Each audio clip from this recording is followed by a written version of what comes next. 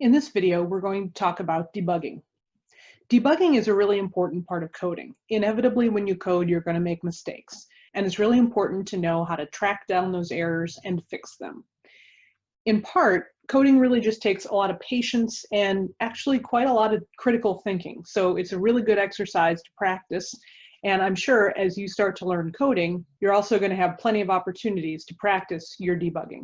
In particular, we're going to use a method called the stop-at method, which is basically taking a look at where the code went wrong and then figuring out how to fix it. Typically, there's something off, an incorrect code just above the point in the code where things go wrong. So that's why we want to analyze critically that moment where the code stopped working. We want to look at every single keystroke carefully in our coding. The issue could be just one missing / or end tag, or even a misspelling in a tag. It's really important to just look carefully and, again, be patient and just look through the code and see what went wrong. Go take a look at some example code and practice some debugging. If we take a look at the rendered page, we can see that there's a whole lot of bold going on in this paragraph. Now it starts here, and notice there's some italic as well here, and the italic ends with the bold keeps on going all the way to the end of the paragraph. Let's find this location in our code and then see if we can identify what's wrong. If we take a look in the code, we can use the heading to figure out where we are. We want to be right near this, this heading, and then we want to go a couple paragraphs down, so we have that.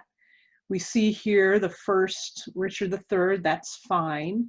The second one, well, we have a strong code here, and then we've got our site code that's completed, but it looks like we never completed the other strong code. So that's what's going on in this case. We're actually missing an end tag for this beginning strong tag. So if we go ahead and put that in there, I'm going to save this and then reload. Looks like we got it.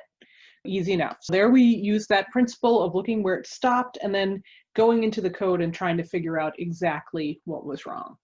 Let's do another example. We're taking a look at our rendered page because that's where you want to start.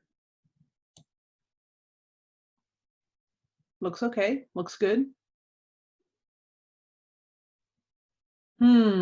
Okay.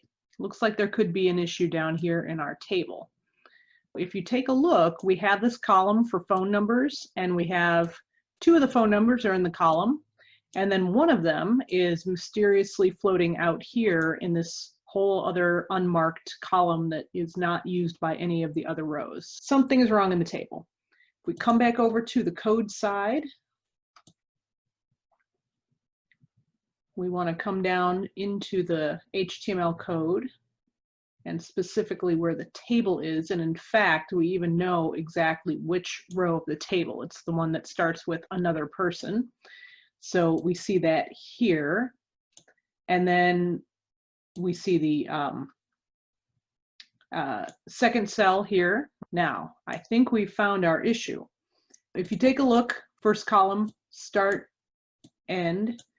Second column, start, and it's another start tag.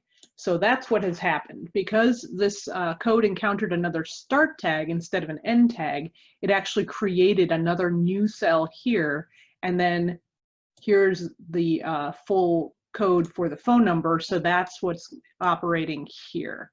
So this TD being a start tag instead of an end tag is what generated this extra cell. So if we go ahead and put in our front slash for our end tag and save that, it should fix our problem. Let's go ahead and reload, and there we go. Got our table fixed. Okay, let's try another one. We can see pretty immediately that something is really wrong here. We've lost all of our background formatting. We still have our table format.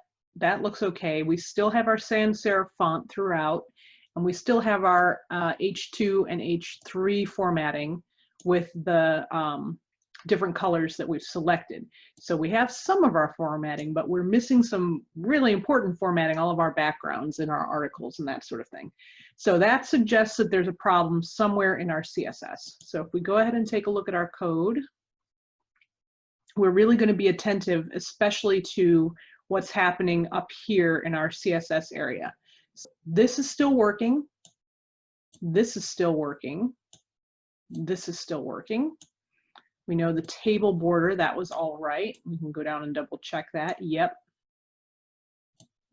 This is still working. And the border definitely is still there. Okay, now this is where it stops working. Right here, we don't see the background color behind every other item of the ordered and unordered lists, the LIs.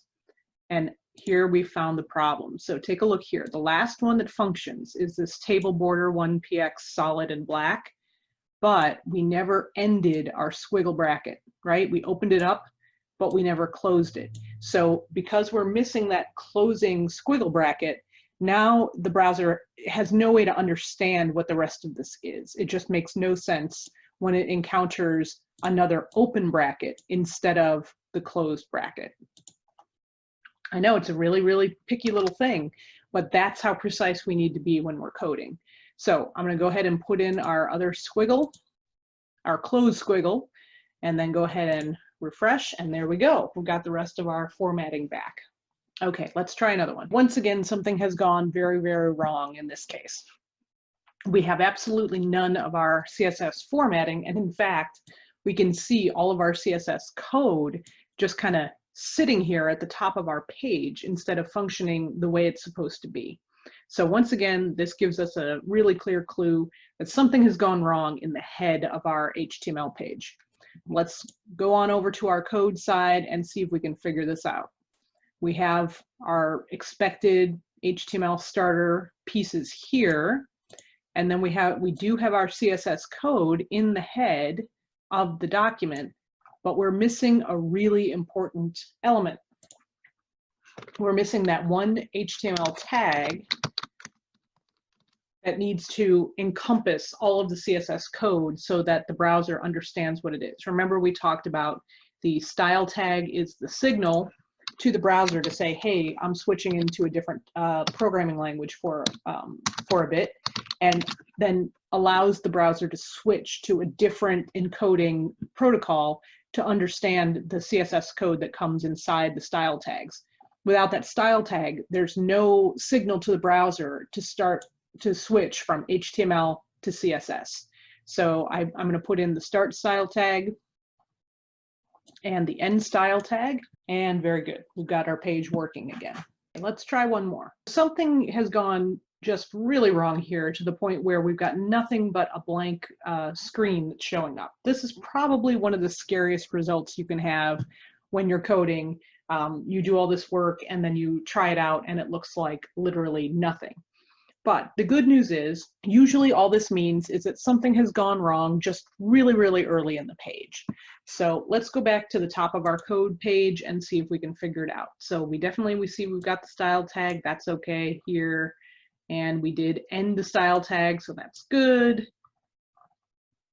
But it looks like, here it is, right here. So we have the title of our page, and I'll show you, there's actually a little clue over here in our rendered version. Notice the tab up here, instead of just showing web page 07 like we would expect, it starts to show all of this other stuff too. It starts to show the style tag and everything else, meaning that the page is thinking that all those things are in the title. So that gives us a clue that we want to look at our title line and see what's gone on. And what's happened is we're missing the end title tag. That's what we needed here. And that will allow the browser to continue to the next new command instead of assuming that everything else within the head is still part of the title command. Actually, it was assuming not only the head, but the entire body of the HTML page was that title. Save that, reload, and good. We've got that one fixed. That gives you an example of a few things that can go wrong with your code and some ideas about how to debug. Just remember, take a look at where things went wrong, how much of the code is functioning, and that gives you a pretty good idea of where the problems are. And then if you just look really carefully at that part of the code, you usually can identify the problem.